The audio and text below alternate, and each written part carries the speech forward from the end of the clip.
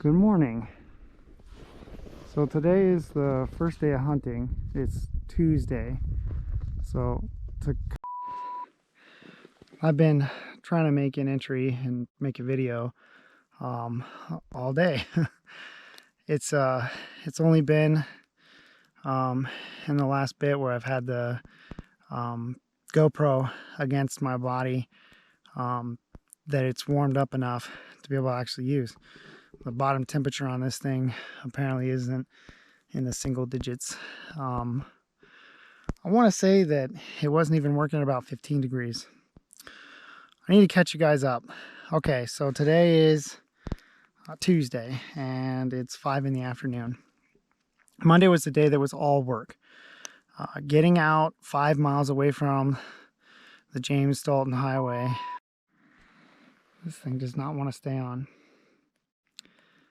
Getting the 5 miles away from the highway was tough, okay? And it was basically all day Monday was just pulling out our stake camp. Hopefully we can stitch these together. I'm holding the camera with my hands, like my bare hands, to try and keep it warm enough to stay on, because apparently it's so cold out here that the GoPro won't work for more than a few minutes or even a minute at a time. All right, so Monday was tough. We carried everything out here, the 5 miles away from the James Dalton Highway. Tuesday, today, we got up, and before we could even have breakfast, we saw caribou. Now, when I say saw caribou, yeah, we saw them, but they were, I don't know, further than our rangefinder would say. And I think his rangefinder goes like 2,200 yards. So, I mean, they were a ways away. We had to like get over to them. And they're, you know, if you are running up straight towards them, you know, and you get within 500 yards, they're like, adios, you know what I mean? And they run fast. And I wanted to get a camera out, and I wanted to get, you know, some video and be like, hey guys, look, you know, caribou, and they're on the run. And my damn camera wouldn't stay on. It wouldn't stay warm enough out of my pocket, you know, to even make a video. And I was like, damn, like it makes me want to do this hunt when it's warmer, just so that I can actually have the videos working and everything. I mean, these are cool. I mean, I want you guys to see everything out here. And this is really tough. So we tried stalking them this way and that, and they'd get skittish and run 100 yards, and we'd be like, well, okay, that's going to take us a while to catch up. And finally, we were like, okay, look, there's a second group, and they're coming down the hill. You know, this first big group has pressed on. I'm going to position myself so I can get right in the path where the second or the first group went through, and I'm going to see if I can like just have them walk right into me. And my hunting buddy was like, okay, well, I'm going to go over to this side of this lake, you know, and I'm going to see if maybe they come towards me instead. And they went towards him, and they got pretty close. They got pretty close, but not close enough that he felt like he could take a shot. And I was like, okay, well, that's that. Look, we had a good day. You know what I mean? Like, what do you want to do now? And he's like, well, let's go back to camp, and you know, we'll try a few things out, and we'll boil some water and have lunch and, you know, this sort of stuff. And I'm like, okay, that's a pretty good idea. And I was like, well, hey, you know, just real quick, I'm just going to like kind of go check out what's on the other side of this ridge. You know, he's like, okay, I'll see you back at camp. So, I went over, and when I was headed over, it occurred to me that like, in order to stock up and in order to like kind of sneak up on them, I needed to use the ridge, like these big hills, like long hills and stuff, to be able to, instead of getting up on top of and kind of announcing my presence to the entire valley, right? But use them instead as a means of coverage. And I could hide behind them so that I could like sneak up on them. So I literally would walk until I could see them, and then I would squat down until I could see them, and then I'd be on my hands and knees until I could see them, and then I was crawling on my belly. I mean, like using some straight up military training and everything to try and like get as close as possible to these guys. And finally I got close enough, and I was like, oh my God, I don't have my rangefinder with me, and my hunting partner's back at camp. So I'm like, I have to like guess how far away they are and guess the ballistics of my pistol rounds. Excuse me, my rifle rounds. And I did. I got one.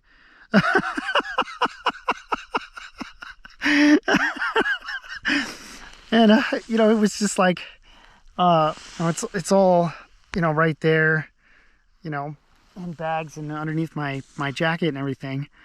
And I was like, oh my God, this is great. You know what I mean? Like I got, I put so many skills to work, like I cut some corners, and by cut corners, I mean, like I'd see a lake and I know how to read the ice, and I go across it, you know what I mean? And I'd be like, okay, that's a little risky. You know what I mean? Probably shouldn't be running across so many lakes in the middle of the Arctic when I'm out here by myself. You know what I mean? Hunting partners between, the camp and everything else, and I have a means of being able to get a hold of him if I need to. But still, it's a little risky, you risk getting that wet and everything. I'm not gonna lie, there was a moment where I was really shocked too, because there was liquid water. There was a whole stream that was, excuse me, there was a whole stream that was flowing. It was just like, just bubbling brook right here in the Arctic. And I was like, what geothermal mess did you come out of? You know what I mean? Because it's been single digits all night. And, I don't think it's gotten over, over 19 degrees all day.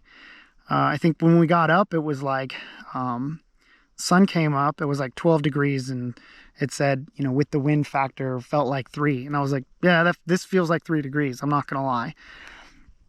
I'm like hugging this camera right now just to keep this video going so I can explain everything that goes along. And I'm talking about some stream that I didn't expect to find. I managed to get a hold of my hunting buddy and send word to him to bring the sled, and he came over, and I finished quartering it up, got it back in the sled, and brought it back to camp. He saw some caribou and he wanted to go see if he could stalk them, and I was like, cool, I'm gonna go back to camp and I'm gonna get some water because I have never been more thirsty in my life. And if I can, I want to show you guys the view that I have right now. I know you guys want to see me in the frost and ice that's like literally forming in my hair. I mean, this is frozen. I don't know if you guys can see this, but it's really stupid. Anyway, so I'm gonna try and see if I can get a video without my fingers in there, but I gotta hold the camera real tight to keep it warm. This is my view from my chair in the Arctic, looking out at the sunset. And as low as the sun is setting, it's still got a couple hours until it actually goes down, but we get really long sunsets when the sun never gets very high in the sky.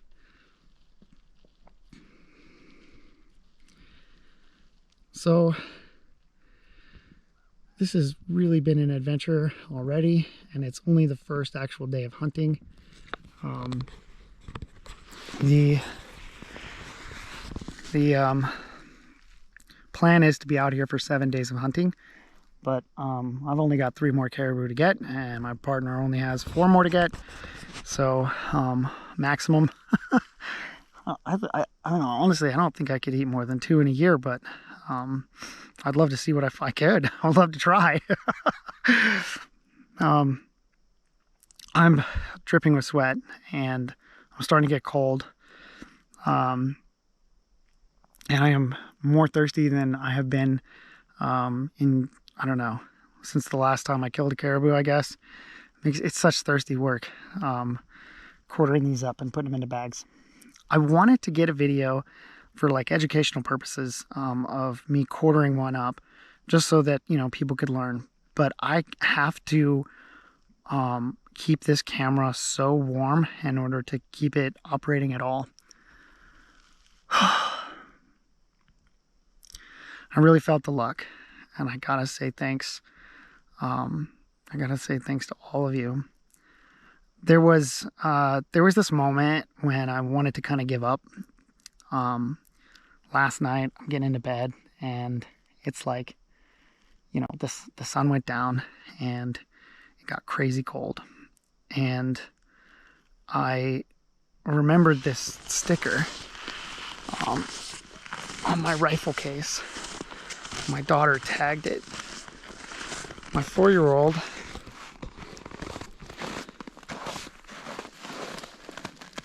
put this little Caribou sticker.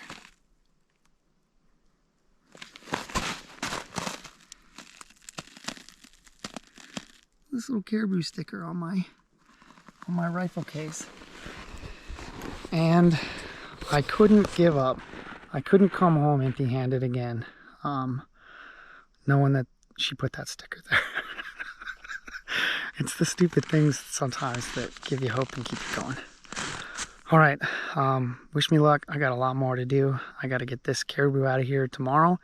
It takes 8 hours to get back, and it's like an all-day affair. I'll sleep at the base camp tomorrow after I've brought this back, and then I'll come back out dragging an empty jet sled on Wednesday.